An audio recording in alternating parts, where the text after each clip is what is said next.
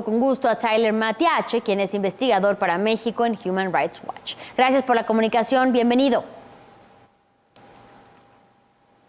Gracias por el espacio, buenas tardes. ¿A qué factores, después de que dimos algunas de las cifras o más bien datos que ustedes publican, a qué factores responden los niveles de violencia e inseguridad registrados en los últimos años?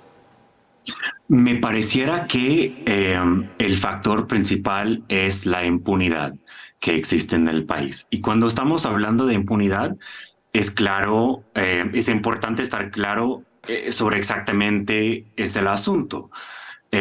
Sabemos el número de homicidios que se cometió el año pasado. Sabemos el número de desapariciones, el número de robos, pero en casi ninguno de los casos sabemos quién es el responsable, porque las autoridades, las fiscalías estatales, casi nunca llevan a cabo investigaciones que concluyen con identificar los responsables por estos delitos. Así que en muchos casos las personas realmente saben que eh, usar violencia para resolver problemas, y estamos hablando de que delincuencia organizada o alguien normal sale básicamente gratis porque estos delitos casi nunca se resuelven. Y es importante entender que casi siempre no sabemos quiénes son los responsables, porque la respuesta del gobierno se ha enfocado en un segmento muy específico, ¿no? Ha sido una respuesta que se enfoca en la delincuencia organizada y la idea de que toda la violencia en el país se debe a la delincuencia organizada, cuando realmente eso es algo que no sabemos por la falta de investigaciones. Tyler, ¿y qué es lo que hace posible precisamente que la impunidad sea prácticamente la regla en nuestro país? Según Human Rights Watch, tiene que ver con la colusión entre autoridades y miembros del crimen organizado, por ejemplo. Hay varios elementos.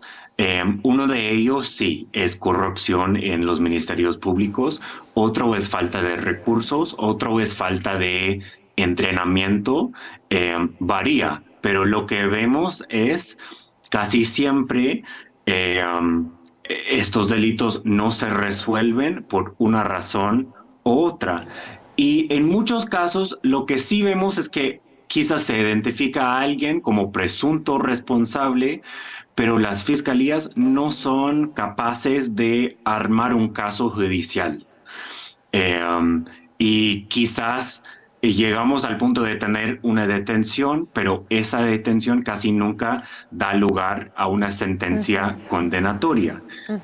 Y otra vez, la respuesta que hemos visto de eso, o sea, a ese problema de parte del gobierno, no ha sido mejorar las investigaciones, no ha sido invertir en fortalecer las fiscalías, ha sido buscar maneras de mandar más personas a la cárcel sin sentencia, que no resuelve el problema que está ahí al fondo.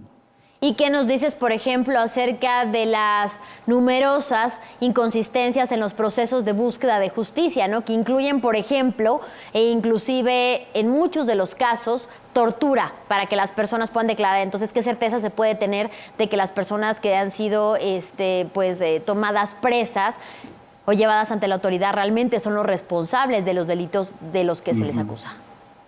Sí, eso es un dato muy lamentable que sigue siendo casi lo mismo.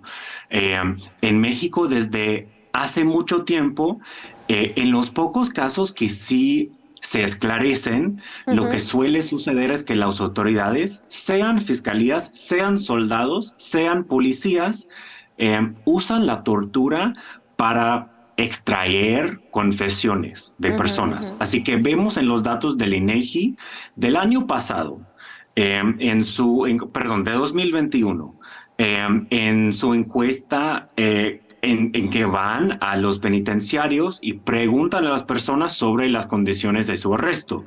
Y casi 40% de quienes están en los penitenciarios dicen que confesaron a un delito solo porque alguien les torturó o amenazó con torturar su familia o amigos. Lo cual provoca muchas veces que los casos que van avanzados, las investigaciones se terminen cayendo por cuestiones de tortura.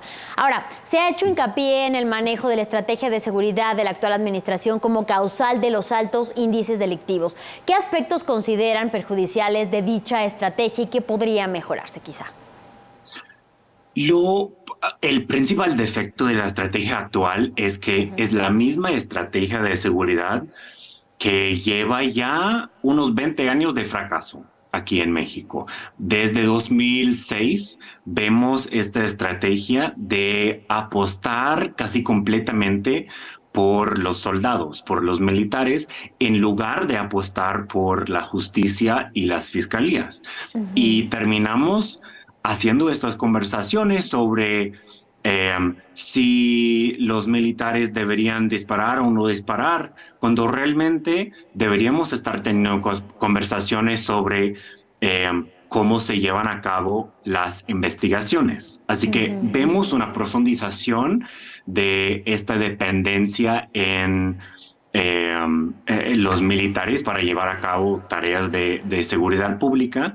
Y además de eso, vemos una profundización de militarización en otros aspectos de la vida pública que también es preocupante. Tyler, en la experiencia de Human Rights Watch, ¿por qué preocupa el papel de las Fuerzas Armadas en tareas de seguridad pública? ¿Hay manera de que se aprovechen los beneficios de mayor seguridad al tiempo de que se disminuyan los riesgos, por ejemplo, de abusos a nivel militar? Hablas de dependencia de los cuerpos armados. Pues mencionas beneficiar de mayores niveles de seguridad, pero yo no estoy viendo mayores niveles de seguridad y ya llevamos 20 años usando las Fuerzas Armadas para tareas de seguridad pública. Así que seguir con esta misma estrategia de usar las Fuerzas Armadas para seguridad pública obviamente no está brindando mayor seguridad. Y también, obviamente, tenemos el elemento de los abusos que cometen los soldados. Pero realmente no es que hay un beneficio en cambio por otra cosa. Por un lado, no funciona para traer la seguridad ni la paz, y por otro lado, los militares cometen abusos. Abusos por parte de cuerpos castrenses, bien lo señalas, Tyler. ¿De qué dependerá que el ejercicio del periodismo, porque es otro de los temas que ustedes bien mencionan, en nuestro país no implique niveles de riesgo tan altos como los que se comparan en otras naciones que se encuentran en guerra? Es una pregunta muy importante porque realmente los niveles de asesinatos y no solo asesinatos, hostigamiento, ataques, amenazas contra la prensa en México comparan con países que están en guerra.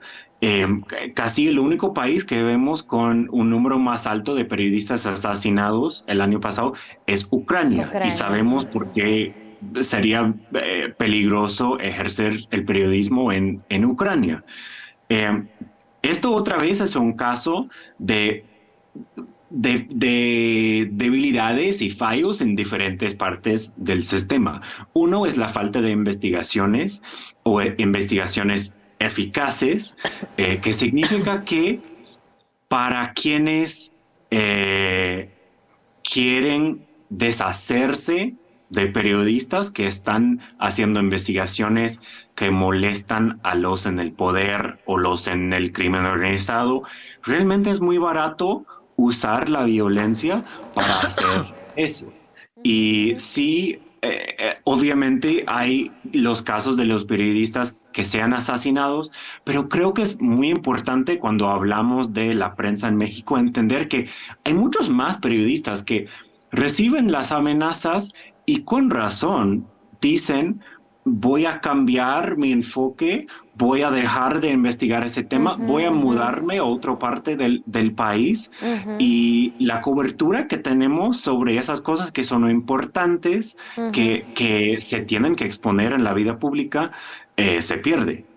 Lo hemos dicho muchas veces precisamente en este espacio y es muy importante lo que señalas, Tyler, que el blanco final de cuando se atenta contra un periodista realmente es la sociedad. que deja de Sí. recibir la información que generan los comunicadores. Muchísimas gracias, Tyler Matiache, investigador para México en Human Rights Watch, por tu análisis. Señalar, por supuesto, que en estas investigaciones eficaces no solamente se tiene que llegar a la conclusión del proceso de justicia, sino que además se tendría que lograr la reparación del daño y la garantía de no repetición en los casos. Muchas gracias otra vez. Así es. Buenas noches. Muy buena tarde, buena noche.